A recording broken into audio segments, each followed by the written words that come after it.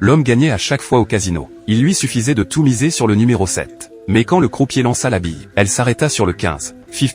Il appuya sur sa bague, et le temps recula.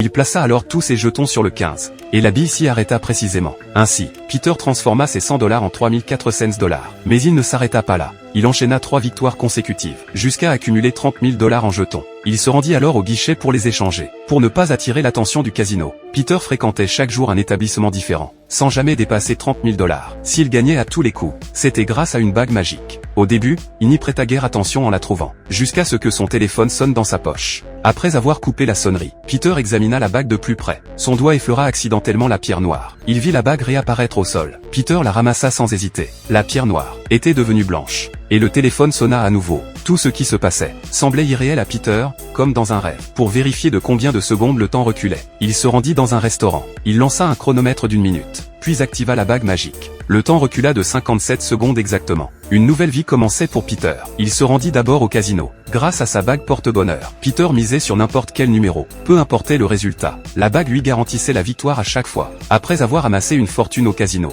Peter rentra chez lui. Avant même de partager la bonne nouvelle avec sa petite amie, Jara lui demanda qui était la belle femme en fond d'écran. Peter répondit que c'était sa sœur décédée il y a 4 ans. Après un accident de voiture, les antidouleurs qu'elle prenait contenaient des substances addictives. Elle n'avait pu décrocher, et était morte d'une overdose. Mais maintenant qu'il possédait la bague magique, il décida de faire payer le prix du sang au patron du laboratoire. Il postula rapidement chez l'encens pharmaceutique. Le patron l'accueillit chaleureusement, mais l'avertit que réussir l'épreuve ne serait pas simple. À peine la secrétaire l'eut elle conduit au bureau, qu'une femme fit irruption, blonde aux yeux bleus, au corps de rêve. Elle se présenta comme le cadeau de bienvenue de Peter. Mais Peter ignorait que tout ce qui se passait dans la pièce était sous l'œil vigilant du patron.